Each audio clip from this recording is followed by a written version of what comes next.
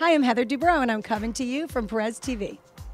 Honey, I'm home. Like I have to come in and have things cut off in order to have a date night with you. So I have to write a check for $250,000. This isn't wife math. If I was a husband and I went to work every single day and my wife was at home spending my money, I'd be pissed. I think what I've learned to do is let go. I thought I learned that last season, but I don't think I did. So hopefully next season I won't say that again. But I really feel like I've learned to let go. I am definitely a control freak. I think this year I've gotten much better at losing, not needing to be in control of every situation. That's not to say I'm not in some situations, but I think I've gotten better. Last season, it was difficult for me. I mean, I felt like I was vilified, first of all. And second of all, it was just a hard year. I was not hard like things were bad, but we had moved into this rental. We had moved twice. We were, I was working on scripted. I was co-hosting Good Day LA. Terry was gone for for like 6-7 months. And then I have, obviously, my priority, my 4 kids, and building this house. And I was tired and I was angry. I didn't see the ladies very much, so I always felt like I was playing catch up. And then anything I said was just used, twisted. It was just awful. I just hated it. And I didn't like who I became because of those feelings. So I'm not blaming anyone else, but the way it manifested in me wasn't good. So after the season was over, I ended up doing this series for the Crackle Network called Sequestered. And it was so nice to have a script in my hand again and just sort of, get away from reality for a while. And then I realized I needed a break. And that's what I did. I took a break and I spent time with my family. I spent time with Terry. And that's when I decided I would come back to the show, because I realized I didn't want that to be the last taste in my mouth. And I do have friendships with these women that I didn't want to end that way. And I thought that if I left the show, that would be it. So I'm really happy to say I'm glad I came back, and I'm glad that I've explored relationships that weren't working that now are. For example, Shannon. I mean, I really do consider her a good friend, and repair relationships like Tamara and myself. So I feel really good about all of my relationships with them. Terry and I have a great partnership. We really, truly feel like we're partners in every sense of the word. But the truth is, he's at work, I have the kids, and then we have our other jobs. He does botched, and he does those cases. I do scripted television, I do hosting gigs. So we are not in each other's, worlds all day long. I mean, it's good that way. Even though we do have businesses together, we have separate businesses so that at the end of the day, we have something to talk about. Because I think it would be very hard, and I think you've seen on the show a little bit with Eddie and Tamara that's come up. I think it's hard to work with someone all day and then go home, because then it's like, well, how was your day? Oh, never mind. Like, is he evaluating me?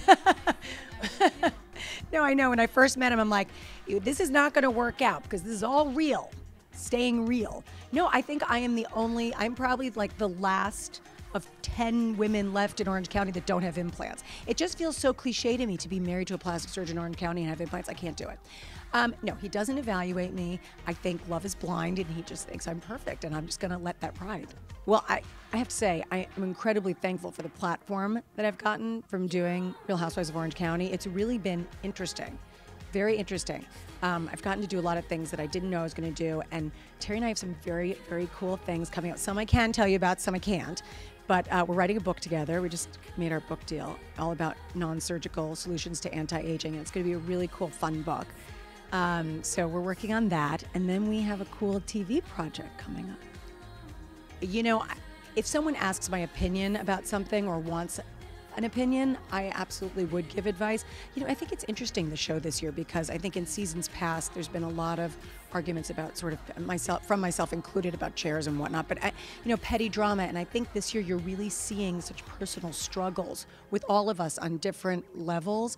I think I'm smart enough to know that I don't know everything, and you never know what goes on behind closed doors, so I wouldn't even know how to go about giving any of them advice on that. But like I think you saw last week on the show, Tamara and I were talking about our relationships, and you know what? I did give her advice, because I said to her, you have to make time for each other, because if you don't put that as a priority, like any relationship, it's going to go away. I think Megan has been a really, really good addition to the show. I think bringing in someone younger, who has a different attitude and perspective on things is always a great thing. I mean, you can't have a group of women that are exactly the same, because that would be incredibly boring. So I think she's terrific. I've known her husband for years, and I'm really glad she's on the show. I have always been a very big supporter of Vicky and Brooks. That is very true. You know, I love Vicky. She's a good friend, and you know, I don't want to give away too much of what happens because things definitely develop, but there's just so many inconsistencies and there was some lies told, and it's really, really disturbing. So, and then what do? You say, you know, you hope it's not true, but then you don't want to hope someone is ill. I don't know. I think in this case, I think that the audience is, you know, I think that the whole situation will sort of be tried by the court of public opinion. Of course there's things I regret. I mean, but see, that's what's so crazy about reality. It's very easy, and I am absolutely guilty of this as an audience member, to sit at home and go, oh, how could she? Well, I can't believe she did, said, wore, whatever. And the truth is that we all do and say very regrettable things in our time. And if you film someone for a year, you could cut together 2 very different movies of their life. You could, you know, do a hero movie and make them look fabulous and funny and wonderful. And you could do another every time they messed up, every little, you know, annoyed or whatever, and make them look a completely different way. So the algorithm for our show is for every 30 hours we film, 20 minutes makes it to the air. So think about that, and just think about, you know, all of our lives and what gets shown. Yeah, of course. I mean, real life, you know, anything. Of course, there's definitely things I regret, but it's all how you handle it from that point forward. You make amends to the people you need to, and you learn from it. If you're not, then it's a problem. But if you could look at it and go, oh, I shouldn't have done that, said that, let me fix it. All right, well, at least I had a purpose. One of the things I do love about the show this year is that it's not about a bunch of petty nonsense. There's real life struggles. I mean, watching Vicky's mom pass away and then celebrating with Tamara over the birth of her granddaughter and all these different, and Shannon and David and their relationship struggles, and all these situations are so very real. And watching the relationships of everyone and how they all intertwined, it's very cool to watch that all season, but there are some very odd twists. You know what? I think I got to a place where I realized you can't do everything perfectly. You can do some things perfectly, you could do a little bit, you know, you have to let it go a little bit. And that's why I think I'm much more of me on the show this year, because I feel much more relaxed. I think when I joined the show, coming from scripted and thinking, you know, I'm not doing reality, and I felt so, you know, like nervous about it, and what if my mom's gonna watch this, and now I'm like, you know what, it is what it is. If someone doesn't like me, it's okay. My perspective on the entire thing has changed.